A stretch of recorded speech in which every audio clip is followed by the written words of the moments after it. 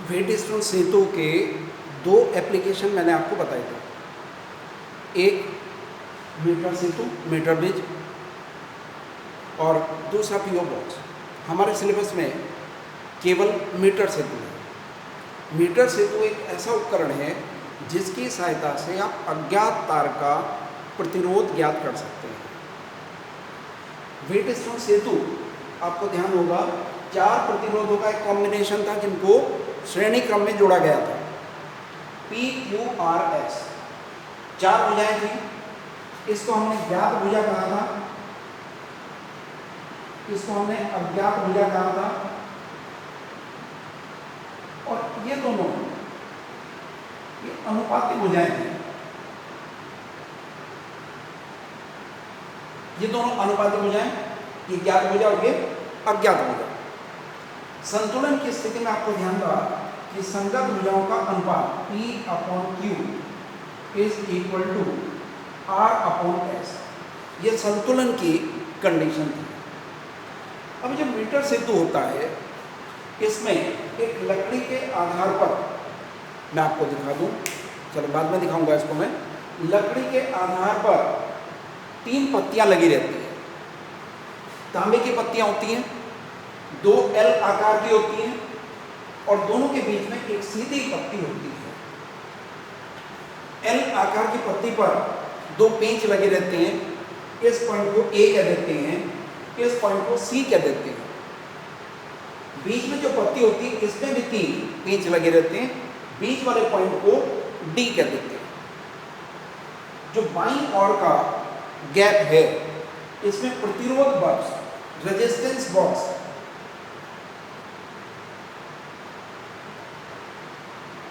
प्रतिरोध बॉक्स, ये प्रतिरोध बॉक्स जोड़ देते हैं, और यह अज्ञात तार होता है जिसका हमें प्रतिरोध ज्ञात करना होता है। 1 मीटर लंबाई तार होता है, कुल लंबाई इसकी 1 मीटर होती है। डी पॉइंट पर गैल्वेनोमीटर को जोड़ देते हैं, और इस गैल्वेनोमीटर का संबंध जॉकी से कर देते हैं, जो कि एक पेन टाइप इंस्ट्रूमेंट होता है जिसका इस तार के ऊपर कहीं भी संपर्क स्थापित किया जा सकता है। जॉकी को मान लिया L दूरी पर स्पर्श करते हैं। A से L तक की लंबाई B L स्मॉल l हो जाती है। ये तो मैंने आपको रचना बताया। अब आप देखें, इसकी तुलना करते हैं। व्हीटस्टोन सेतु बन जाता है। ए बी भुजा, ये P है। A और B तार का प्रतिरोध हम P कह देते हैं। फिर B और C का प्रतिरोध Q। तार B से C तक का प्रतिरोध Q हो जाता है। A से D तक R, A से D तक का प्रतिरोध, ये जो ज्ञात प्रतिरोध है, इसको हम R भुजा कह देते हैं। और D से C तक ये अज्ञात भुजा S भुजा। अब हमें क्या करना है? सबसे पहले प्रतिरोध बॉक्स में से कोई भी ज्ञात प्रतिरोध निकालते हैं। ये मान लिया R = 2 ओम आपने निकाल लिया। 2 ओम निकालने के बाद आप इस जॉकी को विभिन्न बिंदुओं पर स्पर्श कराएंगे और शून्य विक्षेप स्थिति ज्ञात करेंगे। शून्य विक्षेप स्थिति कौन सी होगी? जिसमें कि धारा का मान, इस भुजा में गैल्वेनोमीटर में धारा का मान 0 आ जाए। इसको हम शून्य विक्षेप स्थिति कहते हैं। शून्य विक्षेप स्थिति। इसको कहीं पर भी स्पर्श करा सकते हैं। हो सकता है शून्य विक्षेप स्थिति यहाँ पर आए, यहाँ पर आए। जिस पर भी शून्य विक्षेप स्थिति आएगी, उस बिंदु को हम B पॉइंट लिख देते हैं। अब आप देख रहे हैं कि इसमें 4 प्रतिरोध हो गए। इस भुजा का प्रतिरोध P, इसका Q, ये R और ये S। इस भुजा की लंबाई L है, तो इस भुजा का प्रतिरोध आपको ज्ञात करना है। फॉर्मूला आपको पता है, R = ρ × L/A। प्रतिरोध ज्ञात करने का फॉर्मूला था। उसी के आधार पर AB भुजा जिसकी लंबाई L है, इसका प्रतिरोध P माना, P R की जगह क्या आ जाएगा, P is equal to rho into L upon. अब दूसरी भुजा BC भुजा की लंबाई कितनी आ जाएगी, कुल लंबाई 1 मीटर 100 सेंटीमीटर, और इसकी लंबाई आ जाएगी 100 माइनस L सेंटीमीटर। तो इस भुजा का प्रतिरोध Q है, Q इज इक्वल टू रो, तार एक ही है, विशेष प्रतिरोध वही रहेगा 100 माइनस L अपॉन। और चूंकि यह शून्य विक्षेप स्थिति है, शून्य विक्षेप स्थिति में आप जानते हैं कि P upon Q is equal to R upon S होता है।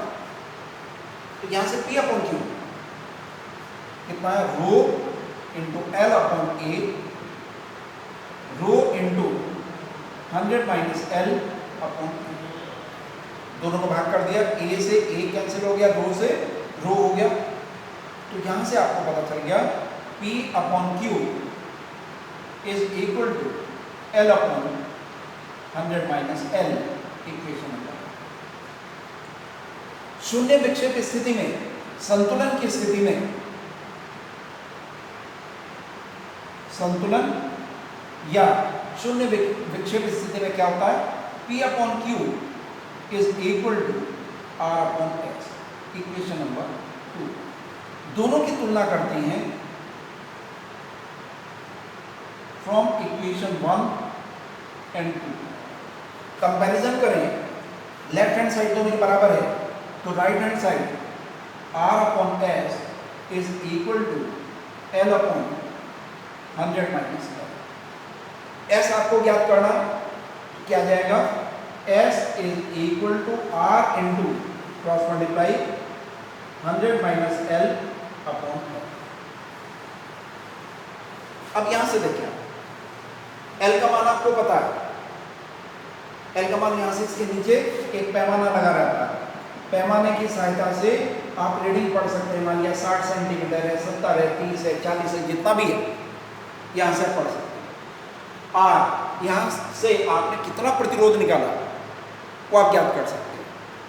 मान लिया आपने 2 ओम निकाला तो R का मान 2 हो जाएगा। तो L और R के मान रखकर आप अज्ञात प्रतिरोध S का मान ज्ञात कर सकते हैं। ये तो है थ्योरेटिकल। अब मैं पूरा एप्रेटस आपको प्रैक्टिकली दिखाता हूँ।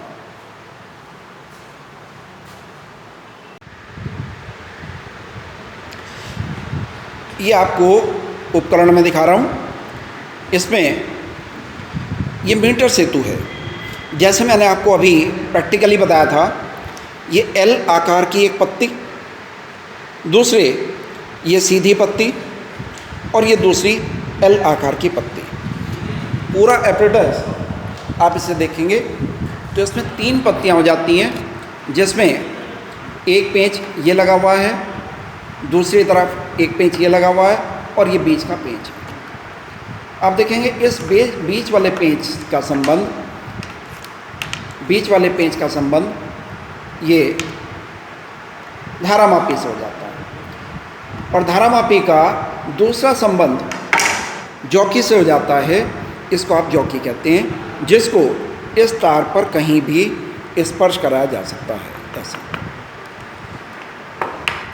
पूरा उपकरण लकड़ी के आधार पर है, और इसमें एक पैमाना लगा रहता है रीडिंग को ज्ञात करने के लिए। अब बात आते हैं, जैसे कि मैंने अभी जो थ्योरी बताया था, दोनों सिरों के बीच में सेल जोड़ना है। एक सेल होता है जिसको हमने इधर का पॉइंट, जैसे हमने A कह दिया, A से जोड़ दिया, और दूसरा इसका कनेक्शन कुंजी के द्वारा इस दूसरे पॉइंट से जोड़ दिया, तो बैटरी जुड़ जाती है, सेल जुड़ गया।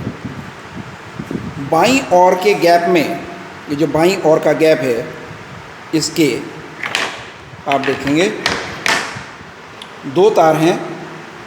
दोनों तारों को हमने ऐसे प्रतिरोध बॉक्स से जोड़ दिया। इस प्रतिरोध बॉक्स में ये जो नंबर लिखे हुए हैं, ये प्रतिरोध के मान हैं। अगर आप इस कुंजी को निकालते हैं तो यहाँ 0.1 है, 0.1 प्रतिरोध परिपथ में आ जाता है। आपने अगर इस कुंजी को लगा दिया और यहाँ से 2 ओम की कुंजी निकाली तो परिपथ में 2 ओम आ जाएगा। जैसे मैंने कहा कि यहाँ से 2 ओम का प्रतिरोध निकाल लेते हैं, तो ये 2 ओम का प्रतिरोध निकल गया। दाईं ओर के गैप में अज्ञात तार जिसका हमें प्रतिरोध ज्ञात करना है वो उस तार को जोड़ देते हैं। तो ये व्यवस्था बना लेते हैं। दोनों सिरों के बीच में A और C दोनों के बीच में एक सेल हमने जोड़ दिया।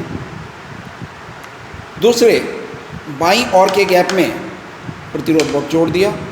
दाईं ओर के गैप में अज्ञात तार जोड़ दिया और बीच वाले गैप से धारामापी और धारामापी का संबंध आपने जॉकी से कर दिया। ये तो आ जाती है रचना।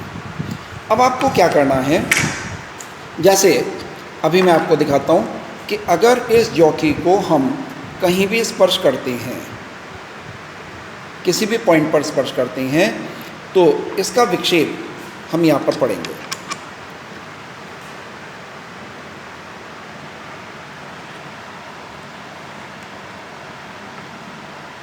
ये देखो विक्षेपित हो जाती है सुई। इधर की तरफ स्पर्श कराते हैं तब भी 0 से विक्षेपित हो जाती है। तो अब इसको एक ऐसे पॉइंट पर लेकर के आते हैं, देखो जैसे इधर से हम, आप ध्यान से देखेंगे, या इधर से हम स्पर्श कराते हैं, विक्षेप आपको दिखाई दे रहा होगा। ऐसे पॉइंट पर लेकर के आते हैं जहाँ पर कोई विक्षेप न हो।